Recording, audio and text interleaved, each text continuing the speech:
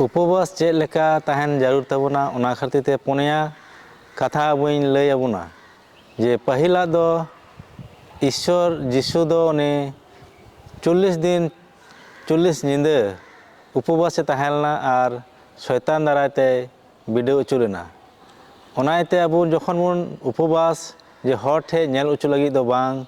अबु दो अबुआ निजेर मने मने तेबुन उपवास मा और ईश्वर ठे जनबुन सुर दाड़िया ओना इयते जखन बुन उपवास अबु दो बहरे सुनुम अजो काते बुन उपवासा हर ठे नेल लेका दो बांग अबु जाते अबुआ मन मिटे समय नाम हुई तबुना और ओना समय भितरी रेगे अबु दो उपवास हुई तबुना और उनका बुन कोरा लेखा अबुआ ने शैतान होय अबु ठेन खने नीर बगी अबुना और उनी दोय चला ओना इयते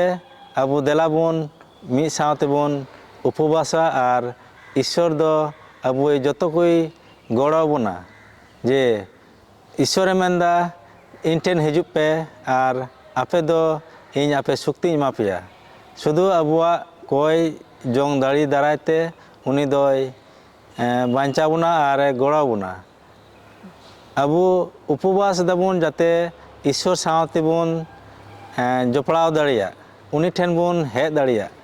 ओना इयते अबु दो जाओगी ईश्वर ठेन बुन हजुआ और उनी बुन सारहावया और उनी गी जतो किछुई लय अबुना नोंका बुन कोराव लेखान अबु दो मिद दिन शैतान होबुन आद दाड़िवया और उनी दो अबु ठेन खने चला ओनाते देला बुन कोय जोंगा जाते अबु अकोय को ख्रिस्ट रे पतियो मेना को उनको साथे अबु बुन गतिया और अकोय दो ख्रिस्ट रे बकु पतियो कान उनको दो बुन बगिया कुमा बाबू गति मा उनको साथे